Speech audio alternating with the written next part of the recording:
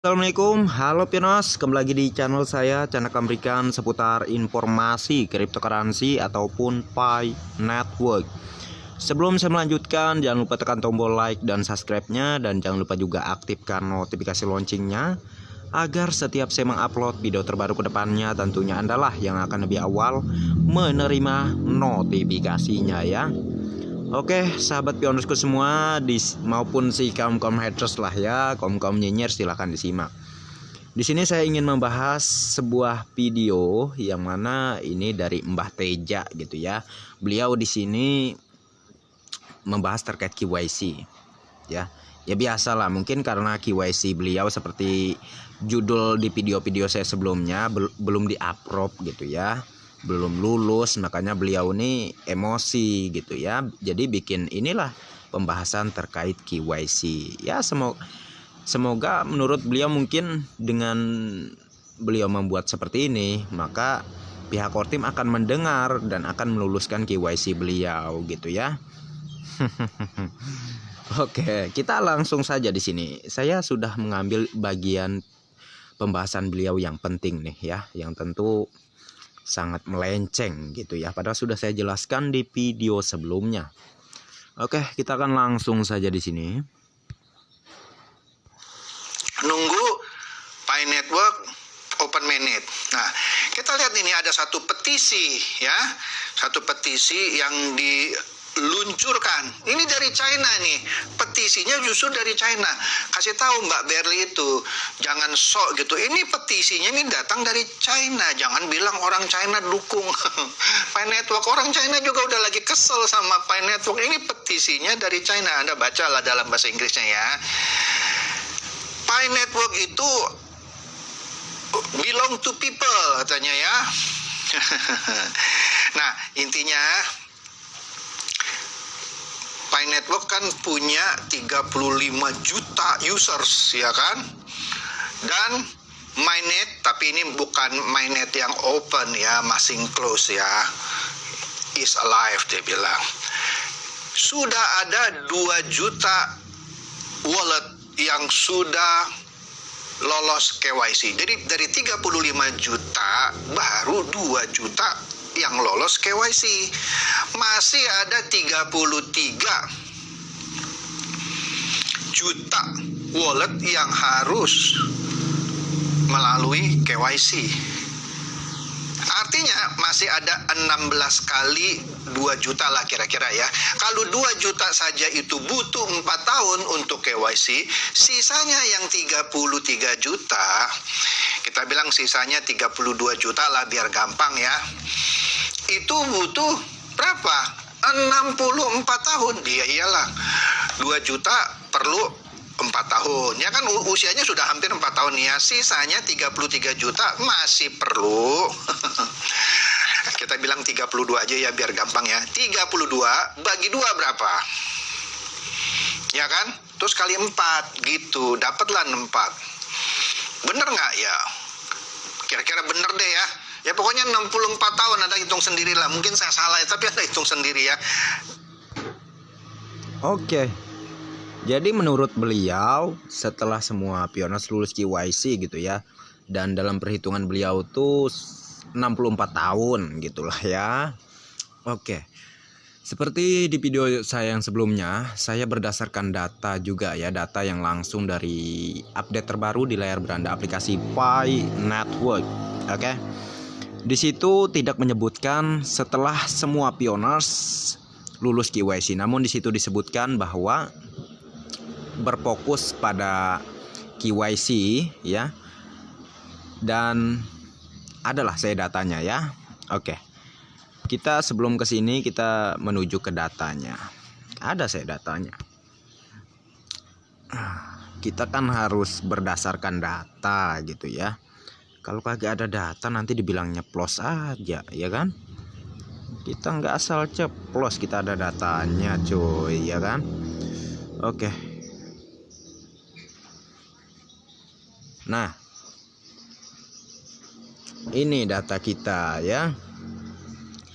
Jadi di sini disebutkan desain inovatif yang unik dari periode jaringan tertutup Pi adalah pilihan strategis untuk membangun jaringan dengan substansi dan utilitas sejati dengan mempertimbangkan kepentingan terbaik jaringan.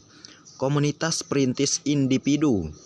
Periode jaringan tertutup mainnet saat ini memungkinkan jaringan Pi untuk fokus pada dua prioritas, KYC dan migrasi massal, dan pembangunan utilitas ekosistem.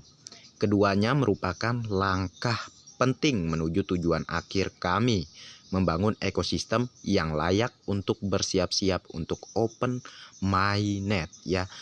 Harap digaris bawahi ini, membangun ekosistem yang lebih layak. Nah, ya, terkait sistem dari KYC sendiri, ya bisa dibilang belum layak lah ya, karena masih banyak yang terpending kan. Sistemnya belum benar-benar sempurna. Nanti setelah sistemnya sudah sempurna, baru akan terjadi open mainnet. Bukan berarti nunggu semua pionas lulus KYC dulu baru ke open mainnet. Anda salah anggap cuy ya. Aduh ya. Percaya aja sama Mbah Teja ya. Kepelintir das Anda. Aduh. Oke. Jadi sudah sangat jelas ya. Ini dari pihak Kortim langsung di sini, nggak buat-buat saya, ya kan? Jadi sudah sangat jelas bahwa yang benar-benar difokuskan membangun ekosistem yang layak. Jadi kan menyempurnakan ekosistem, sistem ya, bukan menunggu open main, menunggu pionos semua lulus KYC baru open mainnet. Kagak ada kayak gitu ya. Kalian harus benar-benar memahami ini. Kalau sudah sistem KYC bagus ya, sempurna sudah ya, dan juga pembangunan utilitas ekosistem sudah sempurna gitu ya.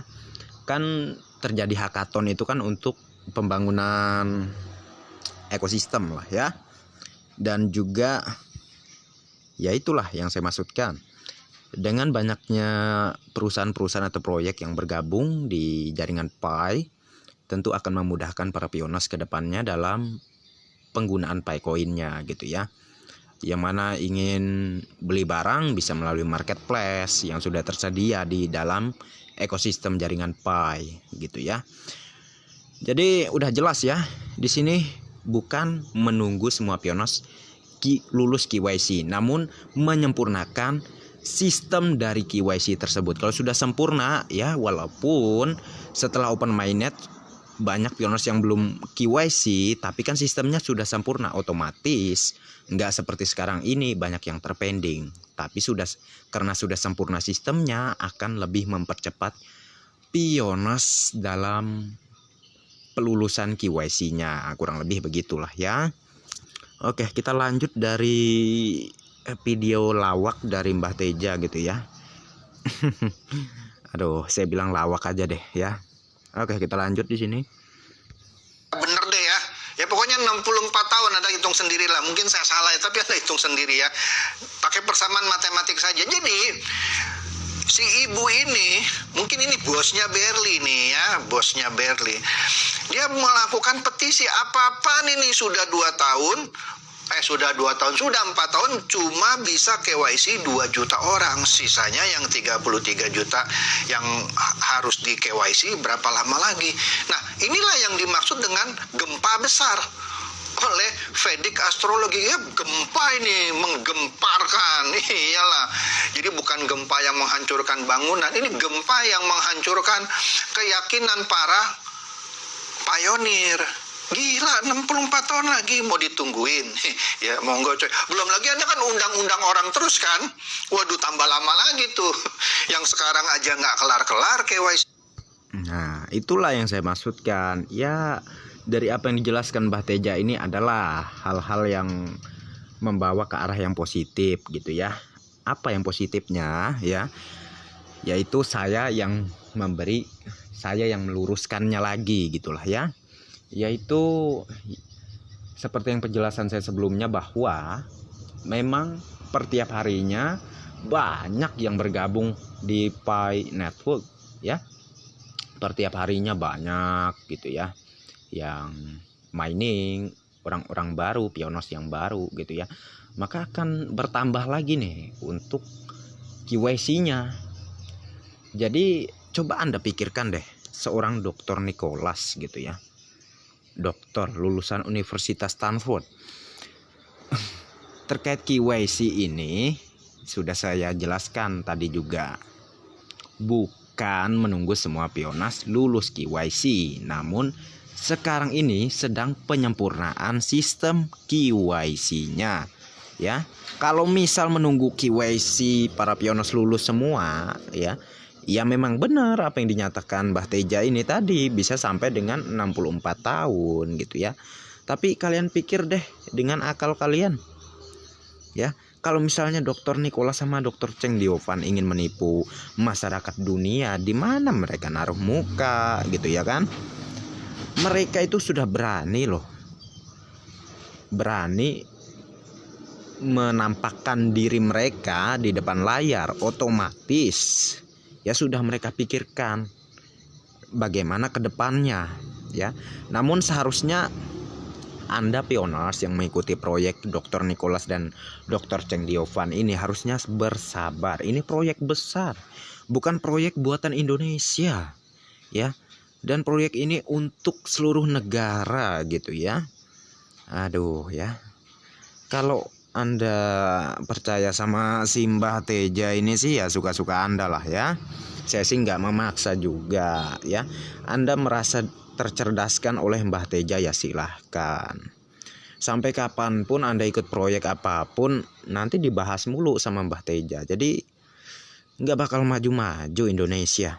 Nyampe hari raya monyet pun gak bakal maju. Masyarakatnya miskin melulu. Karena apa? Karena setiap bisnis itu mereka trauma, mereka takut untuk berbisnis.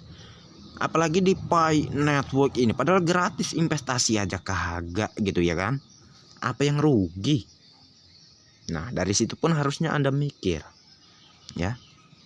Anda mikir, kalau beliau ini membahas masalah proyek lain yang mana masyarakat itu invest gitu ya di proyek tersebut, dan memang kebanyakan apa yang beliau edukasikan kepada pioners, proyek-proyek yang menggunakan investasi itu ya, yang mana kita menggunakan uang lah ya untuk bergabung di proyek tersebut, akhirnya memang scam ya. Iya benar. Tapi kalau untuk Pi Network ya, ini proyek dunia loh ya. Yang dimaksudkan yang sering beliau bahas dan akhirnya memang scam itu kan proyek kebanyakan buatan dari Indonesia. Ya Anda paham sendirilah bagaimana dengan negara Anda ini ya. Bukannya saya ingin mengatakan negara Indonesia paling jelek di antara negara lainnya, enggak. Kita kan berdasarkan faktanya aja ya. Banyaknya koruptor di mana ya. Nah dari situ aja ya. Ini untung Dr. Nicholas, Dr. Cheng Diovan menciptakan suatu proyek besar ini. Dan mereka pun membuat proyek-proyek gitu ya, untuk mempermudah para pionas ke depannya, untuk menjembatani para pionas ke depannya. Tanpa harus ditukarkan ke fiat pun, Picoin tetap bisa digunakan untuk mendapatkan barang-barang mewah malahan ya. Malahan untuk jalan-jalan ke luar negeri pun bisa. Itu melalui platform Pitogo itu ya. Itu kan memang dipersiapkan untuk para pioners gitu ya. Tapi kalau Anda masih percaya sama Mbah Teja ya silakan. Nah juga ada tuh Pi-Bank, Pi-ATM, Pi-Pi. Nah itu juga sebagai platform atau proyek yang memfasilitasi para pioners ke depannya dalam pertukaran Picoin ke uang fiat ya. Pokoknya banyak kemudahan untuk Anda. Tapi kalau Anda nggak pengen maju dan ingin tertinggal mulu ya, ikutin aja nih Mbah Teja ini ya. Saya nggak memaksa Anda kok ya. Oke, kita lanjut sedikit lagi di sini di video beliau ya. Gitu ya, fungsi Yucoy-nya itu belum kelar-kelar. Lanjut nih. Ini contohnya ya, ada seseorang dia pakai nama Pi Network Updates ya.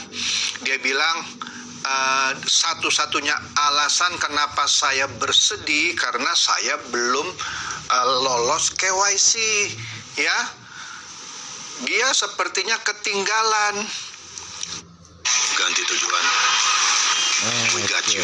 Gojek ada fitur ganti tujuan. Ketimbang teman-temannya ya yang sudah KYC, dia mempertanyakan berapa banyak sih validasi dari KYC yang sudah dilakukan oleh Pi Network. Ya tadi baru 2 juta, itu pun dalam waktu 4 tahun. Oke, kasihan. Kemudian ada orang namanya yang The World of Crypto gitu ya, dia berteriak lah. Oke, lama-kelamaan kalau dibahas mulu ini agak gimana, keluar jalur gitu ya. Mbah Teja ini seakan lebih paham, seakan dia yang pemilik dari proyek Pi Network ini ya. Kan sudah saya jelaskan sebelumnya, pihak core team sedang menyempurnakan sistem KYC ya. Itulah karena masih banyak yang terpending ya. Masih, dan juga untuk validator ya, validator seperti saya pun sampai sekarang juga nggak bisa mendapatkan validasi ya. Nggak ada untuk data-data Pioneers yang bisa saya validasi. Yang bisa itu kalau Pioneers itu sudah lulus KYC ya. Kalau awal-awal lulus KYC itu ya bisa lah, lumayan lah dapatnya sekitar, kalau nggak salah sampai 15 data Pioneers yang di KYC bisa ya, untuk Pioneers yang awal-awal lulus KYC ya. Namun setelah itu sudah nggak mendapatkan validasi lagi gitu ya. Jadi dari sebenarnya ini sudah saya tonton juga sampai dengan selesai ya video pembahasan beliau terkait KYC Pi Network ini. Namun ya itu aja yang dibahas ya. Yang mana beliau ini tujuannya untuk apa ya? Ya untuk mencuci otak Anda gitu ya. Seakan supaya Anda itu percaya sama beliau. Oke? Ya ini kan kurang lebih campuran dari amarah beliau juga. Karena KYC beliau belum di-approve mungkin ya. Sebelumnya udah ngelakuin KYC tapi belum lulus sampai sekarang. Makanya beliau bikin kayak beginian. Terkait juga open minded. Beliau ini juga berharap segera open minded gitu ya. Tapi ya inilah yang beliau buat ya, supaya apa? Supaya kurang lebih ya bisa didengar lah dari pihak-pihak core team, agar pihak core team itu cepat melakukan penyelesaian dalam KYC dan penyelesaian dalam open minded. Tapi ingat ya, untuk yang mengikuti proyek Pi Network, ini bukan proyek Anda, ini proyek milik Dr. Nicholas, milik Dr. Cheng Diovan ya. Jadi yang ngatur itu siapa? Yang ngatur ya mereka berdua, bukan Anda ya. Kalau Anda nggak mampu, nggak sanggup, udah keluar dari proyek ini ya kan, kagak ada paksaan ya. Dan Anda nggak percaya sama apa yang saya jelaskan dari awal tadi sampai dengan sekarang, ya silahkan, tidak ada memaksa ya, tidak ada paksaan ya. Namun ingatlah, kedepannya saat proyek ini sukses ya, jangan menyalahkan teman-teman yang sebelumnya sudah kasih saran ke Anda tapi nggak Anda dengarkan gitu ya. Ingat ya, penyesalan selalu datang di akhir. Kalau di awal itu pendaftaran dan perjuangan gitu ya. Kalau Anda nggak sanggup berjuang ya mundur. Ya siapa juga yang maksa Anda ya kan. Tapi kalau Anda tanya saya akan terus mempertahankan proyek ini ya. Karena saya bukan hanya ikut mining doang, tapi saya belajar ya. Saya pelajari dengan proyek ini ya. Seperti orang-orang berkelas lah ya, tanggapan dari BitBoy ya, pembuat logo Bitcoin terkenal. Dia sudah ya memberikan bocoran lah terkait proyek Pi Network ini dalam apa yang sudah dia pelajari, kurang lebih begitu. Yang dia pelajari terkait proyek Pi Network ini ke depan akan sangat bernilai tinggi ya. Itu dari BitBoy. BitBoy pembuat logo Bitcoin paling terkenal gitu ya. Dan juga pakar-pakar kripto lainnya lah ya juga menyebutkan bahwa di tahun 2023 ini akan banyak melahirkan para miliarder Pi Network gitu ya. Dan juga ada dari perusahaan hobi ya, orang di dalam perusahaan hobi, entah itu bos ataupun big boss dari proyek hobi atau exchange hobi itu, dia ingin membeli Picoin di luar KYC dan 10.000 Picoin gitu ya. Dan satu Picoinnya dihargai dengan 250 juta. Nah begitu, tapi Dr. Nicholas ya tetap nggak mau ya kan. Karena ini proyek dibagi untuk koin Pi-nya dibagi secara adil merata kepada masyarakat dunia, bukan untuk dikuasai orang kaya ya. Nah dari situ pun sudah sangat jelas proyek ini untuk jangka panjang. Jadi secara 250 juta aja Dr. Nicholas nggak jual. Bayangin kalian, 250 juta itu mungkin kalau kalian ya yang mata duitan mungkin ya, aduh, langsung nerima aja kalau Dr. Nicholas memikirkan ke depannya ya. Mereka memikirkan ya visi dan misi proyek inilah ya. Kalau mereka nggak memikirkan visi dan misi proyek ini ya, ditawar orang satu koinnya 250 juta ya langsung jual-jual aja ya kan. Nah dari situ pun sudah memberi memberi kejelasan terkait Picoin akan sangat tinggi nilainya ke depan ya. Seharusnya kalian sadar ya, kagak ada yang kagak mungkin untuk Picoin ini, apalagi penggunanya kan seluruh negara ya kan, dan bukan Indonesia. Kalau proyek dari Indonesia sih oke, boleh lah kita percaya sama Mbah Teja. Indonesia memang banyak koruptornya kok, tapi ini buatan dari luar negeri. Kebanyakan kalau buatan dari luar negeri itu lebih jujur ya, daripada ingin menipu kepada masyarakat. Kebanyakan sesama bangsa sendiri malahan yang pengen menipu kayak gitu ya. Kayak ginilah contohnya Mbak Teja ini. Coba seandainya kalau beliau ini ya menjelek-jelekan proyek apapun yang beliau bahas itulah ya, buatlah proyek untuk masyarakat yang beliau edukasi gitu ya. Jangan hanya ngoceh mulu di video di konten beliau. Buatlah proyek yang bisa membantu kepada masyarakat Indonesia. Nggak usah lah masyarakat sampai semua negara yang dibantu, kagak usah ikut-ikut Dr. Nicholas lah ya. Cukup Indonesia aja. Mampu nggak? Kalau mampu, ini aplikasi Pi Network saya hapus, saya ikut beliau ini. Tapi kalau nggak mampu udah ya, lebih baik diem. Itu akan lebih tepat ya.